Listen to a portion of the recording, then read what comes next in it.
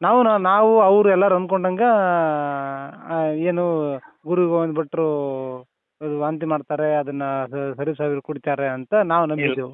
ಇದನ್ನ ನೀವು ಇಲ್ಲ ಎಂತ ಹೇಳಿದ್ರಿ, ಹ್ಮ್ ಹ್ಮ್ ಹ್ಮ್ ಇದೊಂದು ಅಂದ್ರೆ ಗುರು ಶಿಷ್ಯರ ಒಂದು ಸಂಬಂಧವನ್ನ ತಿಳಿಸ್ಲಿಕ್ಕೆ ಹ್ಮ್ ಹ್ಮ್ ಅದೊಂದು ಸನ್ನಿವೇಶನ ಕ್ರಿಯೇಟ್ ಮಾಡಿದ್ರಿ. ಹೋ ಹೋ ಹೋ ಹೌದು. ಅಂದ್ರೆ ಗುರು ಶಿಷ್ಯನ ಸಂಬಂಧ ಹೇಗಿರುತ್ತೆ ಅನ್ನೋದು. ಸನ್ನಿವೇಶ. ಹೌದ್ರಿ. ಆಮೇಲೆ ಇನ್ನೊಂದು ಹೇಳ್ತೇನ್ರಿ, ಅದಕ್ಕೆ ಉದಾಹರಣೆ ಇನ್ನೊಂದು ಹೇಳ್ತೇನೆ. ಈಗ ಶರೀಫರು ಜನಿವಾರ ಹಾಕ್ತಾರೆ. ಹ್ಮ್ ಹ್ಮ್ ಅಂದ್ರೆ ಈಗ ನೋಡಿ, ಜನಿವಾರ ಹಾಕಿದ್ರಪ್ಪ ಅಂತ ಹೇಳಿದ್ರೆ ಹ್ಮ್ ಫಸ್ಟ್ ಆಫ್ ಆಲ್ ನಮ್ಮ ಗುರು ಗೋವಿಂದ ಭಟ್ಟರು ಒಬ್ಬ ಆಧ್ಯಾತ್ಮಿಕ ಅಷ್ಟೇ ಅಲ್ಲ, ಒಬ್ಬ ದೇವಿ ಭಕ್ತರು. ಹೌದು. ಆಮೇಲೆ ಎಲ್ಲ ಧರ್ಮವನ್ನು ಪ್ರೀತಿಸುವಂತ ಒಂದು ಮಾಣಿಕ್ಯ ಅದು. ಹೌದು ಹೌದು ಹೌದು. ಚೈತನ್ಯ ಪುರುಷರು ಬಿಡ್ರಿ, ಆ ಮತ್ ಬೇರೆ. ಹೌದ್ರಿ. ಹೌದು. ಆಮೇಲೆ ಅವರು ಒಬ್ಬ ಮುಸಲ್ಮಾನ ಹುಡುಗನ್ನ ಜನಿವಾರ ಹಾಕುವಂತದ್ದು ಒಂದು ಮೈಂಡ್ ಅಲ್ಲಿ ಅವ್ರು ಇರ್ಲಿಕ್ಕೆ ಸಾಧ್ಯನೇ ಇಲ್ಲ. ಅವ್ರ ಒಂದೇ ಒಂದು ಗುರಿ ಏನಪ್ಪಾ ಅಂತ ಹೇಳಿದ್ರೆ ತಮ್ಮಲ್ಲಿರುವಂತ ಜ್ಞಾನವನ್ನ ಧಾರೆ ಎಳೆಯೋದು. ಅವ್ರದ್ದು ಒಂದೇ ಗುರಿ. ಯಾಕಂತ ಹೇಳಿದ್ರೆ ನೋಡಿ, ಜೀವನದಲ್ಲಿ ಏಳು ಬೀಳು ಇದ್ದೇ ಇರುತ್ತೆ. ಯಾಕಂದ್ರೆ ಈಗ ಒಂದು ಒಳ್ಳೆ ಕೆಲಸ ಆಗ್ತಿರುತ್ತೆ ಅಂತ ಹೇಳಿದ್ರೆ ನಮ್ ಜನಾಂಗದವ್ರು ನಮ್ಮನ್ನ ಏನ್ ಮಾಡ್ತಾರಪ್ಪ ಅಂತ ಹೇಳಿದ್ರೆ ಸಹಜ. ಆಯಾ ಸಮುದಾಯಗಳಲ್ಲಿ ಆಯಾ ಸಮುದಾಯದವ್ರಿಗೆ ಹೌದಲ್ವಾ. ಆಮೇಲೆ ಏನಾಯ್ತು ಅಂತ ಹೇಳಿದ್ರೆ ಆಕ್ಚುಲಿ ಅವರು ನಮ್ಮ ಗುರು ಗೋವಿಂದ ಭಟ್ರಿಗೆ ಅಲ್ಲಿ ವಾಂತಿ ಅನ್ನೋದು ಒಂದು ರೋಗ ಅದು ಅಲ್ವಾ. ಅಂದ್ರೆ ಆ ಕಫದ ರೋಗ ಅಂತ ಅಂದ್ರೆ ಅದೇ ಆಗಿನ ಕಾಲದ ಮಟ್ಟಿಗೆ ಕ್ಷಯ ರೋಗ ಅಂತ ಇರ್ತೈತೆ. ಕ್ಷಯ ರೋಗ ಅಂತ ಹೇಳ್ತಾರಲ್ವಾ. ಒಂದ್ ವೇಳೆ ಆ ಕ್ಷಯ ರೋಗ ಗುರು ಗೋವಿಂದ ಭಟ್ರಿಗೆ ಇತ್ತ ಅಂತ ಹೇಳಿದ್ರೆ ಅವ್ರಿಗೆ ನಾವು ದ್ರೋಹ ಮಾಡ್ದಂಗೆ. ಹೌದು ಹೌದು ಹೌದು ಅಲ್ವಾ. ಆ ಕಾಯಿಲೆ ಇರ್ಲಿಕ್ಕಿಲ್ಲ, ಅವ್ರಿಗೆ ಇರ್ಲಿಲ್ಲ ಅನ್ನೋ ಮಾಹಿತಿ ನೀವು ಹೇಳ್ತಾ ಇದ್ರಿ. ಹೌದೌದೌದು. ಯಾಕಂತ ಹೇಳಿದ್ರೆ ಆ ಕಾಯಿಲೆ ಇರ್ಲಿಕ್ಕೆ ಸಾಧ್ಯನಿಲ್ಲ. ಯಾಕಂದ್ರೆ ಒಬ್ಬ ದೇವಾನುಭೂತರವರು ಅಲ್ವಾ, ದೇವ ಸಂದೇಶವನ್ನು ಕೊಡುವಂತ ಒಬ್ಬ ಪವಾಡ ಪುರುಷರು, ಒಬ್ಬ ಗುರುಗಳವರು. ಆಮೇಲೆ ಇನ್ನೊಂದ್ ಅಂತ ಹೇಳಿದ್ರೆ ಈ ಏನು ಒಂದು ಗಾಂಜಾ ಅಂತಾರ ನೋಡಿ, ಬಿಲ್ಪತ್ರ ಅಂತ ಹೇಳ್ತಾರೆ, ಅದನ್ನ ಯಾರು ಸೇರ್ತಾರ ಅವರಿಗೆ 99.99% ಅವ್ರಿಗೆ ಕಫ ಆಗ್ಲಿಕ್ಕೆ ಸಾಧ್ಯನೇ ಇಲ್ಲ. ಹೌದು ಹೌದು ಹೌದು ಹೌದು. ಇದೊಂದು ಪಾಯಿಂಟ್. ಅಲ್ಲ, ಪ್ಯೂರ್ ಆಗಿನ ಕಾಲದಲ್ಲಿ ಈ ಸಿದ್ಧಿಗಳನ್ನ ಮಾಡಿಕೊಳ್ಳಲಿಕ್ಕೆ ಮತ್ತು ದೇವನ ಅನುಸಂಧಾನದಲ್ಲಿ ತೊಡಗಿಕೊಳ್ಳಲಿಕ್ಕೆ ಮತ್ತೆ ನಮ್ಮ ಇದನ್ನ ಏಕಾಗ್ರತೆಯನ್ನ ಸಾಧಿಸಿಕೊಳ್ಳಲಿಕ್ಕೆ ಗಾಂಜಾವನ್ನ ಸೇವಿಸ್ತಾ ಇದ್ರು ಸಿದ್ಧರು ಗುರುಗಳು ಎಲ್ಲರೂ. ಸೇರ್ತಿದ್ರಲ್ವಾ. ಅದನ್ನ ಇವಾಗಾದ್ರೂ ಕೂಡ ಅದನ್ನ ಯಾರು ಸೇರ್ತಾರೆ ಅವ್ರಿಗೆ ಅದು ಕಫ ಆಗ್ಲಿಕ್ಕೆ ಸಾಧ್ಯನೇ ಇಲ್ಲ. ಅವರಿಗೆ ಮಲದಿಂದ ಹೋಗ್ಬಿಡುತ್ತೆ. ಬಟ್ ಇಲ್ಲಿ ಏನ್ ಮಾಡಿದ್ರು, ಅದನ್ನೊಂದು ಸನ್ನಿವೇಶ ಕ್ರಿಯೇಟ್ ಮಾಡಿದ್ರು. ಏನಪ್ಪಾ ಅಂತ ಹೇಳಿದ್ರೆ ಗುರು ಮತ್ತು ಶಿಷ್ಯರ ಸಂಬಂಧ. ಅಂದ್ರೆ ಶಿಷ್ಯ ಗುರು ಏನೇ ಕೊಟ್ಟರು ಕೂಡ ಏನೇ ಹೇಳಿದ್ರು ಕೂಡ ಚಾಚು ತಪ್ಪದನ್ನ ನಡೆಸ್ತಿದ್ರು ಅನ್ನೋದನ್ನ ತೋರಿಸ್ಲಿಕ್ಕೆ ಗುರುವಿನ ಮಹತ್ವವನ್ನ ಹೇಳಲಿಕ್ಕೆ, ಗುರು ಶಿಷ್ಯರ ಮಹತ್ವವನ್ನ ಹೇಳಲಿಕ್ಕೆ ಈ ಸನ್ನಿವೇಶವನ್ನ ನಮ್ಮ ಅಂದ್ರೆ ಈ ವಿಚಾರವನ್ನು ಕ್ರಿಯೇಟ್ ಮಾಡಿದ್ರು ಅಂತ ಹೇಳ್ತಿದ್ರಿ. ಈ ನಾಟಕದಲ್ಲಿ ಕ್ರಿಯೇಟ್ ಮಾಡಿದ್ರು. ನಾಟಕದಲ್ಲಿ ಕ್ರಿಯೇಟ್ ಮಾಡಿದ್ರು. ಓ, ಇರ್ತಕ್ಕಂಥ ದೃಶ್ಯ ಇದು. ಇದು ನಾಟಕದಲ್ಲಿ ಇರುವಂತ ದೃಶ್ಯ ಇದು. ಈಗ ಏನಾಗ್ಬಿಡತ್ರಿ, ನಮಗ ನಿಜ ಜೀವನದ ಸತ್ಯಗಳನ್ನ ಈ ಸಿನಿಮಾಗಳು, ಧಾರಾವಾಹಿಗಳು ಮತ್ತೆ ನಾಟಕದಲ್ಲಿ ಬರ್ತಕ್ಕಂಥ ಸನ್ನಿವೇಶಗಳು ನಿಜ ಜೀವನದ ಸತ್ಯಗಳನ್ನೇ ನಮಗ್ ಮರೆಸಿಬಿಟ್ಟವ್ರಿ. ಈಗ ಅವ್ರು ಜನಿವಾರ ಹಾಕಿದ್ರಲ್ಲ, ಅವ್ರ ಗುರುಗಳು ಅಂದ್ರೆ ಇದು ಒಂದು ಮಲ್ಲಿಕಾರ್ಜುನ ಸಿಂದಗಿ ಅವರು, ಅದನ್ನ ಕೇಳಿದೆ ನಾನು. ಅದೇ ನಾಟಕ ಅದೇ ಒಂದು ಬುಕ್ ನಲ್ಲಿ ಮಾಡಿದ್ದಾರೆ. ಅದನ್ನ ಹೋಗಿ ಕೇಳಿದೆ ನಾವು. ಇಲ್ಲ, ಇದು ನಾನು ಅಂದ್ರೆ ಆಗಿನ ಕಾಲಕ್ಕೆ ಗುರು ಗೋವಿಂದ ಭಟ್ರಿಗೆ ಎಷ್ಟು ಒಂದು ಇದು ಇತ್ತು ಅಂದ್ರೆ ಈ ಜನಿವಾರ ಹಾಕುವ ದೃಶ್ಯ ನಾಟಕದ್ದೇ. ಅದು ನಾಟಕದ್ದೇ. ಅದು ನಾಟಕದ್ದೇ ಅಂತ ಹೇಳಿದ್ರೆ ಅಂದ್ರೆ ಗುರು ಗೋವಿಂದ ಭಟ್ಟರ ಏನು ಅವರು ಒಂದು ಇವು ಇದ್ರಲ್ಲ, ಕುಟುಂಬದವ್ರು ಇದ್ರಲ್ಲ, ಬ್ರಾಹ್ಮಣ್ಸ್, ಅವ್ರನ್ನ ಏನ್ ಮಾಡ್ತಿದ್ರು ಅಂತ ಹೇಳಿದ್ರೆ ಹೇಳ್ತಿದ್ರು, ಒಬ್ಬ ಮುಸಲ್ಮಾನ್ ವ್ಯಕ್ತಿನ ತಂದು ನೀನು ಹುಡುಗನ್ ತಂದು ನೀವು ವಿದ್ಯೆ ಹೇಳ್ತಾ ಇದ್ದೀಯಾ ಅಂತ ಹೇಳಿ. ಹಾಗಾದ್ರೆ ಈ ನೋಡಿ, ಇದು ಉದಾಹರಣೆ ರಿಯಲಿ ಅದು ಆಗಿದ್ದು ಹಾಕಿದ ಜನಿವಾರವ ಶಿಸ್ನಾಳ ಗ್ರಾಮದಲ್ಲಿ ಆದಂತ ಅದು ತತ್ವ ಪದ ಅಲ್ವಾ. ಅದರಲ್ಲಿ ಕೊನೆಯ ಒಂದು ಪದ ಇದೆ, ಅದನ್ನ ಇವ್ರು ಏನ್ ಮಾಡಿದ್ರೆ ತೆಗೆದು ಹಾಕಿದ್ದಾರೆ. ನೂಲು ಹುಣ್ಣಿಯುವ ದಿವಸ ಹೊಸದಾಗಿ ನೇಯಿತಲು. ನೋಡಿ, ಬ್ರಾಹ್ಮಣ್ಸ್ ಬೇಕಾದ್ರೆ ನೀವು ಕೇಳ್ಕೊಳ್ಳಿ, ಜನಿವಾರದ ದಾರವನ್ನ ನೂಲು ಹುಣ್ಣಿಯುವ ದಿವಸ ಅವ್ರು ಏನ್ ಮಾಡ್ತಾರೆ, ತೆಗೆದು ಹೊಸದಾಗಿ ಹಾಕಿರ್ತಾರೆ. ಬಟ್ ಆ ಸೆಂಟೆನ್ಸ್ ಅನ್ನ ತೆಗೆದು ಹಾಕಿದ್ರು ಇವರು. ಅದರದ್ದು ಹಳೆ ಬುಕ್ ನಮ್ಮ ಹತ್ರ ಇದೆ. ಅಂದ್ರೆ ಏನಾಯ್ತು ಅಂತ ಹೇಳಿದ್ರೆ, ಶರೀಫರು ಶಿಸ್ತಾ ಗ್ರಾಮದಲ್ಲಿ ಆ ಬ್ರಾಹ್ಮಣಸಿನ ಓಣಿಯಿಂದ ಹೋಗ್ತಾ ಇದ್ರು. ಹೋಗಬೇಕಾದ್ರೆ ಆ ಬ್ರಾಹ್ಮಣ್ಸ್ ಏನ್ ಮಾಡ್ತಾ ಇದ್ರು, ಆ ದಾರದ ಒಂದು ಜನಿವಾರ ಇದೆಯಲ್ಲ ಅದನ್ನ ನೇತಾ ಇದ್ರು. ನೇತಾ ಇದ್ದಾಗ ಇದನ್ನ ಏನ್ ಮಾಡ್ತಾ ಇದ್ದಾರಪ್ಪ ಅಂತ ಇವ್ರು ಕೇಳಿದ್ರು ಶರೀಫ್ ಅಜ್ಜರು. ಆ ಶರೀಫ್ ಅಜ್ಜರು ಕೇಳಿದಾಗ, ಇಲ್ಲ ಸಾಬ ನಿನ್ಗೇನು ಗೊತ್ತಾಗುತ್ತೆ, ಇದು ಜನಿವಾರ ಅಂದಾಗ, ಹೌದಾ ಹಾಗಾದ್ರೆ ಕೇಳು ಜನಿವಾರ ಅಂದ್ರೆ ಏನು ಅನ್ನೋದನ್ನ ಹೇಳ್ತೀನಿ ತಿಳ್ಕೊಂತಿದ್ರು ಅವಾಗ ಅವರು. ಯಾವುದು ನೋಡಿ, ಹಾಕಿದ ಜನಿವಾರವ ಸದ್ಗುರುನಾಥ ಹಾಕಿದ ಜನಿವಾರವ, ಯಾವುದು ಬ್ರಹ್ಮಜ್ಞಾನದ ಜನಿವಾರ. ಹೋ ಹೋ ಹೋ ಹೋ ಹೋ ಹೋ ಅಜ್ಜರ, ನಾನು ಈ ಮಾತಿಗೆ ಒಂದು ತತ್ವಪದವನ್ನ ಹೇಳ್ತೇನೆ. ಕಡ್ಕೋಳ ಮಡಿವಾಳಪ್ಪ ಅವರ ತತ್ವಪದ ಈ ಸಂದರ್ಭ ಬಂತು ಅಂತ ಹೇಳ್ತಾ ಇದ್ದೇನೆ. ಯಾಕಂದ್ರೆ ನಾವೆಲ್ಲ ತಿಳ್ಕೊಂಡಿರೋದು ಈ ನಾರ್ಮಲ್ ದಾರವನ್ನ, ಬ್ರಾಹ್ಮಣರು ಹಾಕುವ ದಾರವನ್ನ ಗುರು ಗೋವಿಂದ ಭಟ್ರು ಶರೀಫಿಗರು ಹಾಕಿದ್ರು ಅನ್ನೋದನ್ನ ಕಲ್ಪನೆ ಮಾಡ್ಕೊಂತೀವಿ. ಆದ್ರೆ ನೀವು ನೋಡಿ ಎಂತ ಅದ್ಭುತವಾದ ಮಾತು ಹೇಳಿದ್ರಿ, ಬ್ರಹ್ಮ ಜ್ಞಾನವನ್ನ. ಅದಕ್ಕೆ ಜನಿವಾರ ಅಂತ ಹೇಳಿದ್ರೆ ಜನನ ಮತ್ತು ಮರಣ ನೋಡಿ. ಜನಿವಾರದ ಮೀನಿಂಗ್ ಆಫ್ ದ ಜನಿವಾರ, ಜನನ ಮತ್ತು ಮರಣ, ಇವುಗಳ ಮಧ್ಯೆ ಬರುವುದು ಜೀವನ. ಜನನ ಮತ್ತು ಮರಣ ಇವುಗಳ ಮಧ್ಯೆ ಬರುವುದು ಜೀವನ. ನನ್ನ ಗುರು ಈ ಜನಿವಾರ ಹಾಕಿದ್ದು ನೀವು ಹಾಕ್ತಾ ಇದ್ರಲ್ಲ, ವರ್ಷಕ್ಕೊಮ್ಮೆ ತೆಗೆದು ಹಾಕೋದು ಇದಲ್ಲ. ಜನನ ಮತ್ತು ಮರಣ, ಸಾವು ಮತ್ತು ಹುಟ್ಟಿದೆಯಲ್ಲ, ಅದರ ಮಧ್ಯದಲ್ಲಿ ಬರುವಂತ ಜೀವನ, ಈ ಜೀವನವನ್ನ ಹೇಗೆ ನಡೆಸಬೇಕನ್ನೋದನ್ನ ಜನಿವಾರ ಹಾಕಿದ್ದಾನೆ ಅಂತ ಹೇಳಿದ್ರು ಶರೀಫರು. ನಾ ಯಾವ್ದಾಗ ಹೇಳಿದ್ನಲ್ರಿ, ನಾವ್ ಹೆಂಗ್ ತಪ್ಪು ತಿಳ್ಕೊಂತ ನೋಡ್ರಿ ಪದಗಳನ್ನ. ಅದು ಒಂದ್ ಪದ ಐತಿ ನೋಡ್ರಿ, ಅದು ಯಾವ್ದ್ರಿ ಅದು, ಜ್ಞಾನ ಪೂರ್ಣಂ ಜ್ಞಾನ ಜ್ಯೋತಿ ನಿರ್ಮಲವಾದ ಮನವೇ ಕರ್ಪೂರದಾರತಿ. ನೋಡ್ರಿ ಎಷ್ಟು ಅರ್ಥಪೂರ್ಣವಾಗೈತಿ. ಅದನ್ನ ನಾವ್ ಏನ್ ಮಾಡ್ತೀವಿ, ಯಾವ ಸಮಯದಾಗ ಉಪಯೋಗ ಮಾಡ್ಕೊಂತೀವಿ, ಯಾವ ತಪ್ಪಾಗಿ ನಾವ್ ಅರ್ಥ ಮಾಡ್ಕೊಂತೀವಿ. ಪೂರ್ಣವಾದ ಜ್ಞಾನ, ಜ್ಞಾನ ಪೂರ್ಣಂ ಜಗಂ ಜ್ಯೋತಿ, ಪೂರ್ಣವಾದ ಜ್ಞಾನವೇ ಜಗದ ಜ್ಯೋತಿ. ಅದು ಜ್ಯೋತಿ, ಜಗದ ಜ್ಯೋತಿ. ಅದಕ್ಕೆ ಅಂತಾರೆ ಇಂಗ್ಲಿಷ್ ನಲ್ಲಿ ಒಂದು ಇದೆ, half knowledge is most danger. ನೀವು ಇನ್ನೊಂದ್ ಮಾತು ಹೇಳ್ರಿ, ಇನ್ನೊಂದ್ಸತಿ ಹೇಳ್ರಿ ಇದನ್ನ ಮಾತನ್ನ. ಅಲ್ವಾ? ಹೌದೌದು. ಅದಕ್ಕೆ half knowledge is most danger. ಬಹಳ ಡೇಂಜರ್. ಈ ಜಗತ್ನಲ್ಲಿ ಎಲ್ಲದಕ್ಕೂ ಶತ್ರು ಯಾವ್ದಪ್ಪ ಅಂತ ಹೇಳಿದ್ರೆ ಹಾಫ್ ನಾಲೆಜ್. ಅರ್ಧಂ ಕಲಿತು ಅದ್ ತಿಳ್ಕೊಂಡು ಏನ ಜ್ಞಾನ ಹೇಳ್ತಾರಲ್ಲ, ಅದರಂತ ಶತ್ರು ಈ ಜಗತ್ತಿನಲ್ಲಿ ಯಾರಿಲ್ಲ ನನ್ನ ಪ್ರಕಾರ. ಸತ್ಯದ ಮಾತು. ನನ್ನ ಶತ್ರು ನನಗೆ ಶತ್ರು ಅಲ್ಲ. ಹೌದು.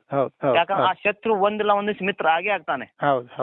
ಇದು ಸತ್ಯಕ್ಕೆ ಸತ್ಯ, 100ಕ್ಕೆ 100 1000ಕ್ಕೆ ಸತ್ಯ. ಇದು ಶತ್ರು ಎಂದು ಶತ್ರು ಆಗುವುದಲ್ಲ. ಶತ್ರು ಮಿತ್ರನಾಗೇ ಆಗುತ್ತಾನೆ. ಒಂದಿಲ್ಲ ಒಂದ್ ದಿವಸ ಅವನು ಮಿತ್ರ ಆಗೇ ಆಗ್ತಾನೆ. ಬಟ್ ನಮ್ಮ ಒಂದು ಅರ್ಧಂಬರ್ಧ ಜ್ಞಾನ ಇದೆಯಲ್ಲ, ಅದು ಎಂದೆಂದಿಗೂ ಶತ್ರುನೇ. ಅದು ಶತ್ರುನೇ ಅದು, ಅಲ್ವಾ? ಹೀಗೆ ಏನಾಗಿದೆ ಅಂತ ಹೇಳಿದ್ರೆ ಶರೀಫರ ಬಗ್ಗೆ ನೋಡಿ, ಈ ರೀತಿ ಮಾಡೋದ್ರಿಂದ ಈಗ ನೋಡಿ ಜನಿವಾರ ಹಾಕಿದ್ರ ಅಂತೇಳಿ ನಾಟಕನಲ್ಲಿ ಫಿಲ್ಮ್ ನಲ್ಲಿ ತೋರಿಸ್ಬಿಟ್ರು, ಅಲ್ವಾ? ಯಾಕಂದ್ರೆ ಅದಕ್ಕೆ ಭಾವುಕ್ಯತೆ ಅಂತ ಹೇಳಿದ್ರೆ ದಟ್ ಇಸ್ ಮೈ ನಾಲೆಜ್, ನನ್ನ ಒಂದು ವಿಚಾರಧಾರೆ. ಯಾವುದೇ ಒಬ್ಬ ವ್ಯಕ್ತಿ, ಅವನು ಸಾಧು ಇರ್ಬೋದು, ಸಂತನಿರ್ಬೋದು, ಅಥವಾ ಯಾವುದೇ ಎನಿ ಪರ್ಸನ್, ಅವನು ಕಳ್ಳನ ಕೂಡ ಆಗಿರ್ಬೋದು.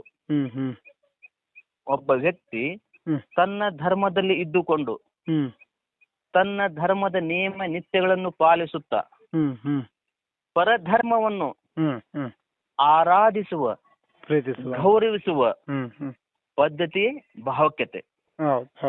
ಆ ಒಂದು ಕೆಲಸವನ್ನ ನಾವು ಹೆಮ್ಮೆಯಿಂದ ಹೇಳ್ಕೊಂತೀವಿ. ನಮ್ಮ ಅಜ್ಜ, ನಮ್ಮ ಸರಿಪಜ್ಜ ಏನದಲ್ಲ ಅದನ್ನ ಮಾಡಿದ್ದಾನೆ, ಅದು ನಾವು ಹೆಮ್ಮೆಯಿಂದ ಹೇಳ್ಕೊಂತೀವಿ. ಯಾಕಂತ ಹೇಳಿದ್ರೆ ಅವ್ರು ಒಂದ್ ವೇಳೆ ಹೇಳ್ತಾರೆ, ಇಲ್ಲ ಅವ್ರು ಲಿಂಗ ಧರಿಸಿದ್ರು, ಅವ್ರು ಜನಿವಾರ ಹಾಕಿದ್ರು, ಗೋವಿಂದ ಭಟ್ರ ಹತ್ರ ಹೋದ್ರಂತೆ ಇವ್ರು, ನನ್ ದೀಕ್ಷೆ ಕೊಡ ಅಂತ ಹೇಳಿ. ಯಾವಾಗ ಹೇಳಿದ್ರಂತವ್ರು, ಏ ಹುಚ್ಚಪ್ಪ, ನಾನು ದೀಕ್ಷೆ ಕೊಡವನಲ್ಲ ನಿನಗೆ ಜ್ಞಾನವನ್ನು ಕೊಡುವಂತವ್ ನಾನು, ನಿನಗೆ ದೀಕ್ಷೆ ಕೊಡುವಂತ ಅಧಿಕಾರ ನನಗಿಲ್ಲ. ನಿನ್ನ ಧರ್ಮಗುರು ಆದಂತಹ ಹೋಗು ಸೈಯದ್ ಹಜರತ್ ಶೇಖ್ ಖಾದ್ರಿ ಅವ್ರ ಹತ್ರ, ಅಲ್ಲಿ ಹೋಗು ಅಂತ ಹೇಳಿದ್ರಂತೆ. ಅವಾಗ ಅಬ್ದುಲ್ ರಜಾಕ್ ಪೀರ್ ಖಾದ್ರಿ ಅವರು ಇದ್ರು. ಅಂದ್ರೆ ಹಜರತ್ ಖಾದ್ರಿ ಅವರು ಏನಾಗಿದ್ರು, ಲಿಂಗೈಕ್ಯ ಆಗಿದ್ರು. ಅವ್ರ ಪೀಠಾಧಿಪತಿಗಳು. ಅಂದ್ರೆ ಅವ್ರ ಕಾಕನ ಅಬ್ದುಲ್ ರಜಾಕ್ ಪೀರ್ ಖಾದ್ರಿ. ಅವಾಗ ಇವ್ರ ಅವಾಗ ಆ ಕಳಸದಿಂದ ಅವಾಗ ಬಂದ್ರವ್ರು. ಅವಾಗ ಇದು ಹಾಡಿದ್ ಯಾವ್ದು, ನಡೆಯೋ ದೇವರ ಚಾಕರಿಗೆ ಮುಕ್ತಿ ಗಡಿಯೋ ಖಾದರ ಲಿಂಗ. ಅವಾಗ ಇದು ಹಾಡು ಹೇಳಿದ್ದು. ಈ ತತ್ವಪದ ಇದೆ ಅಲ್ಲ, ಈ ತತ್ವಪದ ಯಾವಾಗ ಹೇಳಿದ್ದು, ಈ ಸಂದರ್ಭದಲ್ಲಿ ಕಳಸದಿಂದ ಹುಲಗುರಿ ಬರಬೇಕಾದ್ರೆ ಈ ತತ್ವಪದ ಹೇಳಿದ್ರು ಅವ್ರು, ಯಾವ್ದು ನಡೆಯೋ ದೇವರ ಚಾಕರಿ ಮುಕ್ತಿಗೋಡೆ ಕಾದರ್ಲಿಂಗ್ ಇದೆಯಲ್ಲ ಅದನ್ನ ಅವಾಗ ಹೋದ್ರಂತೆ ಅಲ್ಲಿ ಆ ಪೀಠಕ್ಕೆ ಹೋದ್ರಂತೆ. ಅಲ್ಲಿ ಪದದಲ್ಲಿ ಇದೆ ನೋಡ್ರಿ, ಮುಕ್ತಿಗೊಡೆ. ನಾವು ದೀಕ್ಷೆ ತಗೊಳ್ಳೋದು ಮುಕ್ತಿ ಪಡಿಲಿಕ್ಕೆ, ಮುಕ್ತಿಯನ್ನ ಸಾಧಿಸಿಕೊಳ್ಳಲಿಕ್ಕೆ. ಅಲ್ಲಿ ಅವ್ರು ಶರೀಫ್ ಸಾಹೇಬ್ರು ನಿಗೂಢವಾಗಿ ಹೇಳಿದ್ದಾರೆ, ನಡೆಯೋ ದೇವರ ಚಾಕರಿಗೆ ಮುಕ್ತಿಗೋಡೆಯ ಖಾದರ ಅಂದ್ರೆ ಮುಕ್ತಿಯನ್ನು ಕೊಡಿಸುವಂತ ಖಾದರಲಿಂಗ, ಮುಕ್ತಿಯನ್ನು ಕೊಡಿಸ್ತಕ್ಕಂತ ಖಾದರ್ಲಿಂಗ. ಆ ಖಾದರ್ಲಿಂಗದ ಒಂದು ಮತ್ತೆ ಇತಿಹಾಸ ಇದೆ, ಮತ್ತೆ ಹೇಳ್ತೇನೆ ಅದನ್ನ. ಅವಾಗ ಅವ್ರು ಹೋದ್ರಂತೆ, ಅವಾಗ ಅವರು ಅಬ್ದುಲ್ ಜಕೀರ್ ಖಾದ್ರಿ ಅವ್ರು ಇದ್ರು, ಆ ಬೇಟ ಅಂದ್ರಂತೆ. ಆ ಬೇಟ ಅಂತ ಹೇಳಿದ್ರಂತೆ. ಅವಾಗ ಅವ್ರು ಮೇಲ್ಗಡೆ ಹೋಗ್ಲಿಲ್ಲಂತೆ. ಅಚ್ಚಿ ಬಾತ್ किस लिए आए अंदरंते, क्यों आए हो अंदरंते, क्यों आए अंदर, दुनिया की भलाई के लिए आए अंदरंतವ್ರು. ದುನಿಯಾ ಕಿ ಭಲಾಯಿ ಅಂದ್ರೆ ಈ ಜಗತ್ತನ್ನ ಈ ಕಷ್ಟದಿಂದ ಪಾರ ಮಾಡ್ಲಿಕ್ಕೆ ನಿನ್ನನ್ನು ಕೇಳಲಿಕ್ಕೆ ಬಂದಿನಿ ಅಂದ್ರಂತವ್ರು. ನಿನಗೋಸ್ಕರ ನನಗೋಸ್ಕರ ಏನ್ ಬೇಡ, ಈ ಜಗತ್ತಿನಲ್ಲಿರುವಂತ ಕಷ್ಟ ಕಾರ್ಪಣ್ಯಗಳನ್ನ ಹೋಗಲಾಡಿಸ್ಬೇಕಪ್ಪ ನೀನು ಅಂತ ಹೇಳಂತೆ. ಹೌದಾ? ಅವಾಗ ಇಲ್ಲಿ ಅವರು ದೀಕ್ಷೆ ಕೊಡ್ತಾರ. ಅವಾಗ ಅವರು ಅಲ್ಲಿ ಒಂದು ಹೇಳ್ತಾರ, ಅಲ್ಲಿ ಒಂದು ತತ್ವಪದ ಇದೆ, ಇದು ಎಲ್ಲೂ ಪಬ್ಲಿಕ್ ಇಲ್ಲ ನೋಡಿ. ಸನಾಕರುಮ ಇಲಾಯಿಕ ದೀನ್ ಅವ್ರ ಬಲಾಯಿಕ ಮೇರೆ ಪೀರ್ ಮುರ್ಷಿದ್ ನೋಡಿ, ಮೇರೆ ಪೀರ್ ಮುರ್ಷಿದ್ ಅಬ್ದುಲ್ ರಜಾಕ್ ಪೀರ್ ಖಾದ್ರಿ है हजरत शाह खादरी मेरे दिल के अंधारे को उजाला करे, कुरान के हर घट में मोहम्मद मोहम्मद दिखाए. ನೋಡಿ, ಇದಿಲ್ಲ ಹೊರಗಡೆ ಇಲ್ಲ ಇದು. ಅದಕ್ಕೆ ಏನಪ್ಪಾ ಅಂತ ಹೇಳಿದ್ರೆ ಯಾವಾಗ್ಲೂ ಮೂಲ ಮಂತ್ರ, ಅದಕ್ಕೆ ಹೇಳ್ತಾರಲ್ಲ ಆ ಚೇಳಿನ ಔಷಧ ಗೊತ್ತಿಲ್ಲದೆ ಹಾವಿನ ಹುತ್ತಿನಲ್ಲಿಕ್ಕೆ ಹಾಕಿದ್ರಂತೆ ಅಲ್ವಾ? ಮೊದಲು ಹಾಗೆ ಆಗಿದೆ. ಅದಕ್ಕೆ ಮೂಲ ಮಂತ್ರವನ್ನ ಮೊದಲು ತಿಳ್ಕೊಳ್ಬೇಕು ನಾವು. ಮೂಲ ಮಂತ್ರ ಅಲ್ವಾ? ಆ ಮೂಲ ಮಂತ್ರ ಯಾವುದು, ಬೀಜಾಕ್ಷರ ಯಾವುದು, ಅದನ್ನ ತಿಳ್ಕೊಂಡಾಗ ಮಾತ್ರ ನಾವು ಶರೀಫರ ಬಗ್ಗೆ ತಿಳ್ಕೊಬೇಕಂತಿದ್ರೆ ನಾವು ಶರೀಫರಾಗಿ ಮಾತ್ರ ತಿಳ್ಕೊಳಕ್ ಸಾಧ್ಯ. ನಾವೇ ಶರೀಫರಾಗ್ಬೇಕು.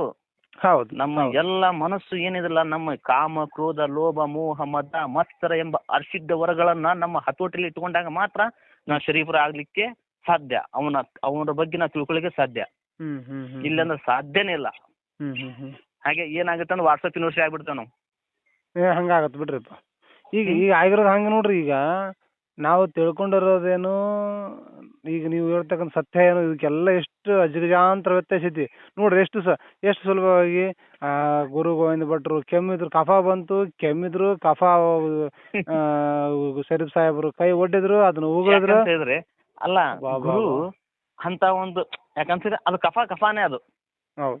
ಅದು ನೋಡಿ, ಅದು ಕಫಾನೇ, ಅದು ಏನೇ ಇರ್ಲಿ ಅದು ಕಫಾನೇ ಅದು. ಅಂತ ಕಫನ ತನ್ನ ಗುರು ಶಿಷ್ಯನಿಗೆ ಕೊಡ್ಲಿಕ್ಕೆ ಸಾಧ್ಯನಾ? ಸಾಧ್ಯನೇ ಇಲ್ಲ. ಒಬ್ಬ ಗುರು ಶಿಷ್ಯನಿಗೆ ಕೊಡ್ಲಿಕ್ಕೆ ಸಾಧ್ಯನೇ ಇಲ್ಲ. ಅವನು ಕೊಡುವುದು ಜ್ಞಾನ ಮಾತ್ರ ಅಲ್ವಾ? ಇಲ್ಲಿ ಏನಾಗಿದೆ ಅಂತ ಹೇಳಿದ್ರೆ ಶರೀಫರ ಬಗ್ಗೆ ಮತ್ತು ಗುರು ಗೋವಿಂದ ಭಟ್ರ ಬಗ್ಗೆ ಏನಪ್ಪಾ ಅಂತ ಹೇಳಿದ್ರೆ ತಮ್ಮ ಮನಸ್ಸು ಹೇಗಿರುತ್ತೆ ಮಾಡ್ಬಿಟ್ಟಿದ್ದಾರೆ, ಅದನ್ನ ಸರಿಪಡಿಸ್ತಾರೆ. ಶರೀಫರು ನೋಡಿ, ನನಗೆ 100% ಸತ್ಯ ಇದೆ. ಈಗ ಕಾಲ ಕೂಡಿ ಬಂದಿದೆ, ಶರೀಫರನ್ನ ಸರಿ ಮಾಡೇ ಮಾಡ್ತಾರ. ಆಮೇಲೆ ಈಗ ಇವರು ಇಮಾಮ್ ಸಾಹೇಬ್ರಿಗೆ 7 ಜನ ಹೆಂಡ್ರು, 2 ಜನ. ಮೊದಲು ನಮ್ದು ಬಂಕಾಪುರ ತಾಲೂಕು, ಅಖಂಡ ಧಾರವಾಡ ಜಿಲ್ಲೆ ಇದ್ದಾಗ ನಮ್ದು ಬಂಕಾಪುರ ತಾಲೂಕು. ನವಾಬರ ಕಾಲಕ್ಕೆ 19ನೇ ಶತಮಾನದಲ್ಲಿ ನಮ್ದು ಯಾವ್ದು ಬಂಕಾಪುರ ತಾಲೂಕು. ಇವಾಗ ಶಿಗ್ಗಾಂವ್ ತಾಲೂಕಿದೆ. ಶರೀಫರು 1ನೇ ತಾಯಿ ಬಿಬಿ ಜಾನ್, 1ನೇ ತಾಯಿ ಬಿಬಿ ಜಾನ್ ಅಂದ್ರೆ ಹೋತನಹಳ್ಳಿ, ಬಂಕಾಪುರ ಹತ್ರ ಇದೆ ಹೋತನಹಳ್ಳಿ. ಅವಳ ಹೊಟ್ಟಿಲಿ 2 ಮಕ್ಕಳು, ಯೂಸುಫ್ ಸಾಬ್ ಖುತೇಜಾ. ಹಾ, ಆಮೇಲೆ ಅವರು ಸಣ್ಣ ಇದ್ದಾಗ ಅವರು ಅಂತ ಅಂದ್ರೆ ತೀರ್ಕೊಂಡ್ರು ಅವ್ರು, ಒಣ್ಣಿದವರು. ಅವಾಗ ಇಮಾಮ್ ಸಾಬ್ ಒಂದು ಒಡನಾಟ ಇವ್ರು ಯಾರ್ದು ಅಂತ ಹೇಳಿದ್ರೆ ಗದಗ ಬೆಟ್ಟಿಗೆ ಹತ್ರ, ಅವ್ರ ಹೆಸರು ಏನ್ ಬರ್ತಾ ಇಲ್ಲ, ಸರಿಪಜ್ಜ. ಬಂಗಾಲಿಯಲ್ಲಿ ವಿದ್ಯೆನ ಕಲ್ತು ಬಂದಿರ್ತಾರ ಅವರು. ಯಾರ ಬಜಿ? ಯಾತಾ ಚನ್ನಬಸಪ್ಪ. ಹೆಸರು ಕೇಳಿನ್ರಿ ನಾ. ಯಾತಾ ಚನ್ನಬಸಪ್ಪ. ಆ ಯಾತಾ ಚನ್ನಬಸಪ್ಪರ ಒಡನಾಟ ಇಮಾಮ್ ಸಾಬ್ರ ಒಡನಾಟ ಇತ್ತು, ಅಂದ್ರೆ ಗೆಳತನ ಇತ್ತು. ಒಂದ್ ದಿವ್ಸ ಗದಗ ಬೆಟ್ಟಿಗೇರಿಗೆ ಹೋದ್ರಿ ಇವ್ರು. ಈ ಯಾತಾ ಚನ್ನಬಸಪ್ಪ ಹೆಸರು ಕೇಳಿ ನೋಡ್ರಿ, ಬಾಳ ಚಲೋ ಕೇಳಿ ಹೆಸರು ಇದನ್ನ ನಾನು. ಯಾತಾಳ್ ಚನ್ನಬಸಪ್ಪ ಅವ್ರ ಇತಿಹಾಸ ಹೇಳ್ತೇನೆ ಸರ್, ಮತ್ತೆ ಹೇಳ್ತಾನೆ. ರೈಟ್. ಯಾತಾಳ್ ಚನ್ನಬಸಪ್ಪರು ಒಂದು ಒಡನಾಟ ಇತ್ತು. ಅವಾಗ ಅವರು ಗದಗ ಬೆಡಿಗೆ ಹೋದ್ರು. ಹೋದ ತಕ್ಷಣ ಹಾಗೆ ಯೋಗಕ್ಷೇಮ ಕೇಳ್ತಾರಲ್ವಾ, ಈಗ ನಾವು ನೇರವಾಗಿ ಏನ್ ಹೇಳ್ಬಿಡ್ತೇವೆ, ಈಗ ಸದ್ಯ ನನ್ ಹೆಣ್ ಸತ್ಲಪ್ಪ ಅಂತೇವ್ ನಾವು. ಇವಾಗ ರೂಢಿ ಅನ್ನೋದು ನನ್ ಹೆಣ್ ಸತ್ಲು. ಅವಾಗಿನ ಜನ ಹಾಗಲ್ಲ, ಒಂದು ಅದಕ್ಕೆ ಆ ಒಂದು ಹಿನ್ನೆಲೆ ಅರ್ಥವನ್ನು ಇಟ್ಟು ಹೇಳ್ತಿದ್ರು. ನನ್ನ ಅಡಿಗೆ ಮನಿ ಮುರಿತಂದ್ರಂತ ಅವ್ರು. ನೋಡಿ, ಅಡಿಗೆ ಮನೆ ಅಂದ್ರೇನು? ಮಡದಿ. ಏನಾಯ್ತು ಬಿಡಪ್ಪ, ಅಡಿಗೆ ಮನಿ ಮುರಿದ್ರೆ ಏನಾಯ್ತು, ಇನ್ನು ವಯಸ್ಸೈತಿ ಅಂದ್ರಂತೆ ಯಾತಾಳ್ ಚನ್ನಬಸಪ್ಪ. ಇಲ್ಪ, ಈಗ ನನ್ಗೆ 2 ಮಕ್ಳಾಗವು, ಹುಳಿ ಖಾರ ಉಪ್ಪು ಎಲ್ಲಾ ತಿಂದ್ಬಿಟ್ಟಿನಿ ನಾವಲ್ಲೇ ಅಂದ್ರಂತವ್ರು. ಇಲ್ಲ, ನಿನ್ಗೆ ಒಳ್ಳೆ ಒಂದು ಹೆಣ್ಣನ್ನು ನಾ ಮದುವೆ ಮಾಡ್ತೀನಿ, ನೀವು ಅಂತ ಹೇಳಿದಾಗ ಒಪ್ಪಿಸಿರಂತೆ. ಆ ರೀತಿ ಅಂತಲ್ಲ, ನವಲಗುಂದ ತಾಲೂಕ್ ಹಳ್ಳಿಕೇರಿ. ನವಲಗುಂದ ತಾಲೂಕ್ ಹಳ್ಳಿಕೇರಿ ಹಜ್ಜುಮ 2ನೇ ಹೆಂಡತಿ, ಇಮಾಮ್ ಸಾಬ್ರು 2ನೇ ಹೆಂಡತಿ. ಶರೀಫರ ಅಜ್ಜನ ಹೆಸರು ದಶಗೀರ್ ಸಾಬ್. ಶರೀಫರ ಅಜ್ಜನ ಹೆಸರು ದಶಗೀರ್ ಸಾಬ್. ಅಜ್ಜಿ ಹೆಸರು ಹುಸೇನ್ ಬಿ. ಅವ್ರ ಅಡ್ರೆಸ್ ಜಮಾದಾರ್. ಅವರು ಏನಂದ್ರೆ ಪೊಲೀಸ್ ಇಲಾಖೆಲಿ ಜಮಾದಾರ್ ಇದ್ರಂತ ಅವ್ರು. ಅವ್ರದ್ದು ಮತ್ತೆ ಯಾತಾಳ್ ಚನ್ನಬಸಪ್ಪ ಒಡನಾಟ ಇತ್ತು. ಇದ್ದಾಗ ಅಂತಲ್ಲ, ಅವಾಗ ಹಳ್ಳಿಕೇರಿಗೆ ಹೋದ್ರು. ಅದ ಸ್ವಲ್ಪ ಶಾರ್ಟ್ ಹೇಳ್ಬಿಡ್ತಾನೆ. ಇಲ್ಲ ಪರವಾಗಿಲ್ಲ, ಆರಾಮ್ ಸರ್, ನಾನು ಕೇಳಕ್ ರೆಡಿ ಇದ್ದೀನಿ. ಹೋದ್ಮೇಲೆ ಹಳ್ಳಿಕೇರಿಗೆ ಹೋದ್ರಂತೆ ಕರ್ಕೊಂಡು. ಅವಾಗ ಬಂದ್ ವಿಷಯನ ಮೊದ್ಲೇ ಅವ್ರು ಹೇಳಿದ್ರು, ಯಾರಿಗೆ? ದಶೀರ್ ಸಾಹೇಬರಿಗೆ. ಹಿಂಗ ನಮ್ ಗೆಳೆಯಂದ್ ಈ ರೀತಿ ಆಗಿದೆ ಅಂತ. ಸರಿ, ಕರ್ಕೊಂಡ್ ಬನ್ನಿ ಅಂತ ಹೇಳಿದ್ರು. ಅವ್ರ ವಿಷಯ ಹೇಳಿದ್ರು, 2 ಮಕ್ಳು ಇದ್ವು ಅಂತ ಹೇಳಿದ್ರಂತೆ. 2 ಮಕ್ಳು ಕೂಡ ಇದ್ವು. ಸರಿ ಆಯ್ತು, ಕರ್ಕೊಂಡ್ ಬನ್ನಿ ಅಂತ ಹೋದ್ರಂತೆ. ಅವಾಗ ಹೋದ ತಕ್ಷಣ ಮತ್ತೆ ಅದೇನು ಉಪಚಾರ ಮಾಡ್ಬೇಕಾ ಮಾಡಿದ್ರಂತೆ. ಅವಾಗ ಒಳಗೆ ಹಜ್ಜು ಮಕ್ಕಳರಂತೆ ಅವ್ರ ತಂದೆಯರ್ನ. ಅಬ್ಬಾ ಆಯಿ ಅಂದರಂತೆ. ಕ್ಯೂ ಬೇಟಾ? ನೋಡಿ, ಆಲ್ಮೋಸ್ಟ್ ಆಗಿ ನಾವು ಮಗಳನ್ನ ಬೇಟಾ ಅಂತ ಕರಿತೇವೆ ನಾವು. ಹೌದು, ಬೇಟೆ ಅಂತ ಕರೀತು ಬಹಳ ಕಡಿಮೆ. ಬೇಟಾ ಅಂತ ಕರಿ, ಆ ಮಗಳನ್ನ ಬೇಟಾ ಅಂತ ಕರಿತೇವೆ ನಾವು. ಹೌದು ಸತ್ಯ ಅಲ್ವಾ? ಕ್ಯೂ ಬೇಟಾ ಅಂದ್ರಂತೆ. ಮೇರೆ ಖಾಬ್ ಮೇ ಜೋ ಏಕ್ ಇನ್ಸಾನ್ ಆತೆ ಬೋಲ್ತೆ थे ना मैं, ವಹಿ ಇನ್ಸಾನ್ ಅಂತ ಹೇಳಿದ್ರಂತವ್ರು. ನನ್ನ ಕನಸಿನಲ್ಲಿ ಒಬ್ರು ಬರ್ತಾರಂತ ಹೇಳ್ತಿದ್ದಿಲ್ಲ ನಾನು, ಅವರೇ ಇವ್ರು ಅಂದ್ರಂತೆ. ಅಂದ್ರೆ ಇಮಾಮ್ಸ್ ಅವರು ಆ ಹಜ್ಜುಮರ ಕನಸಿನಲ್ಲಿ ಹೋಗ್ತಿದ್ರಂತೆ. ಅವಾಗೆ ಅಂತಲ್ಲ ಮದುವೆ ಆಯ್ತು. ಮದುವೆ ಆಗಿ ಒಂದು 11 ವರ್ಷಕ್ಕೆ ಅವ್ರ ಮಕ್ಕಳೇ ಆಗ್ಲಿಲ್ಲ. ಅವಾಗೆ ಅಂತಲ್ಲ ಹಜರತ್ ಖಾದ್ರಿ ಅವರ ಆಶೀರ್ವಾದದಿಂದ ಶರೀಫರ ಜನ್ಮ ಆಯ್ತು. ಈಗ ಇನ್ನೊಂದು ಪಾಯಿಂಟ್, ಶರೀಫರ ಜನ್ಮಸ್ಥಳ. ಶರೀಫರ ಜನ್ಮಸ್ಥಳ ನಾವು ಅನ್ಕೊಂಡಿದ್ದೀವಿ ಶಿಶುನಾಳ ಅಂತ ಅನ್ಕೊಂಡಿದ್ದೀವಿ, ಅಲ್ವಾ? ಹಾಗಾದ್ರೆ ನಮ್ಮ ಭಾರತೀಯ ಸಂಸ್ಕೃತಿಯಲ್ಲಿ ಮೊದಲನೇ ಹೆರಿಗೆ ತಾಯಿ ಮನೇಲಾಗುತ್ತಾ ಇನ್ನ ತಂದೆ ಮನೇಲಾಗುತ್ತೆ? ತಾಯಿ ಮನೆಯಲ್ಲಿ ಆಗುತ್ತೆ. ತಾಯಿ ಅಲ್ವಾ? ಹಾಗಾದ್ರೆ ಶರೀಫರ ಜನ್ಮಸ್ಥಳ ಏನಾಯ್ತು ಈಗ? ತಾಯಿ ಮನೆಯಲ್ಲಿ ಹಳ್ಳಿಕೇರಿ ಅಲ್ವಾ? ನೋಡಿ, ಇಲ್ಲಿ ನೋಡಿ ಎಷ್ಟು ತಪ್ಪಾಗ್ತಾ ಇದೆ. ಶರೀಫರ ಜನ್ಮಸ್ಥಳ ನವಲಗುಂದ ತಾಲೂಕು ಹಳ್ಳಿಕೇರಿ. ಇವಾಗ ಅಣ್ಣಿಗಿರಿ ತಾಲೂಕು ಅದು. ಅಣ್ಣಿಗಿರಿಂದ ಒಂದು 5-6-10 ಕಿಲೋಮೀಟರ್ ಇರಬೇಕು.